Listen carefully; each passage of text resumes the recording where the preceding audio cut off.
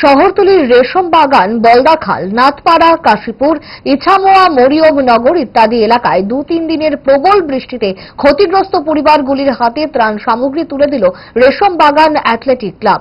Club চত্বরে এদিন 210 পরিবারকে রেশন সামগ্রী তুলে দেওয়ার উদ্দেশ্যে আয়োজিত অনুষ্ঠানে প্রধান অতিথি হিসেবে উপস্থিত ছিলেন এলাকার বিধায়ক চক্রবর্তী। এই ক্লাবের এই ধরনের সামাজিক কাজে তিনি উচ্চ প্রশংসা করেন। কেন এই এলাকায় এই ধরনের জলপ্লাবন ঘটে, এই নিয়ে তিনি রাস্তার দুপাশের ব্যবসায়ীদের দায়ী করেন, কারণ তারা নাকি জল নিকাশি ব্যবস্থা বন্ধ করে তার ওপরই দোকান করে ব্যবসা চালাচ্ছেন। এজন্যই এই এলাকার মানুষ দুর্ভোগের শিকার হচ্ছে।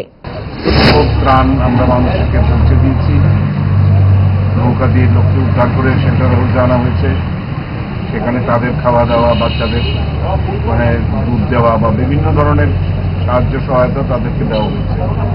এছাড়াও সাম্প্রতিক আমাদের প্রাক্তন মুখ্যমন্ত্রী এবং বর্তমান সাংসদ বিপ্লব কুমার দেবের নেতৃত্বে বিভিন্ন ত্রাণ শিবিরে গিয়ে অনেক ত্রাণ সামগ্রী মানুষের হাতে তুলে দেওয়া হয়েছে। আজকে এখানে রেশমবাগান অ্যাথলেটিক ক্লাবের উদ্যোগে 210টি পরিবারকে আজকে কিছু ত্রাণ সামগ্রী আয়োজন করা হয়েছে, সেগুলো এখনই তাদের হাতে আমরা তুলে দেব। এভাবে যদি প্রত্যেকটি প্রতিষ্ঠান এগিয়ে আসে, ব্যক্তি এবং প্রতিষ্ঠান প্লাস সরকার সবাই মিলে দিলে মানুষের দুর্দশা অনেক লাঘব হবে।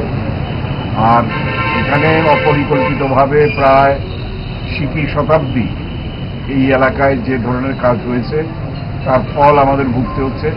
আমরা অনেক চেষ্টা করেও আসল জায়গাটা নিষ্কাশি ব্যবস্থাটাকে আমরা সঠিক করতে পারছি না। কারণ দেখুন, এখানে রেশম বাগান থেকে শুরু করে আপনার পল্লীমঙ্গল স্কুল পর্যন্ত রাস্তার দুদিকে কোনো ড্রেনই নেই, সব ড্রেন মানুষ খেয়ে ফেলেছে। সমস্ত ব্যবসায়ীরা তাদের সমস্ত কর্মকাণ্ড এবং বিজনেস চালাচ্ছে এইগুলো ভর্তি করে। জলটা বেরোবে কোন জায়গা দিয়ে? এই সমস্ত অপরিকল্পিত কাজ হয়েছে। বিভিন্ন ভিতরে রাস্তা নিচু, বাড়ি উঁচু, কোথাও বাড়ি নিচু, রাস্তা উঁচু, এই সমস্ত কারণে। আর ওইদিকে এই দেবতা বাড়ির যে নদীটা আছে সেই নদীর জল উল্টু মারছে এইদিকে। ভালোবাসা বদলায়নি, আর বদলায়নি 5 দশক ধরে গ্যাস, অম্বল ও পেটের সমস্যা একমাত্র সমাধান গ্যাস নল।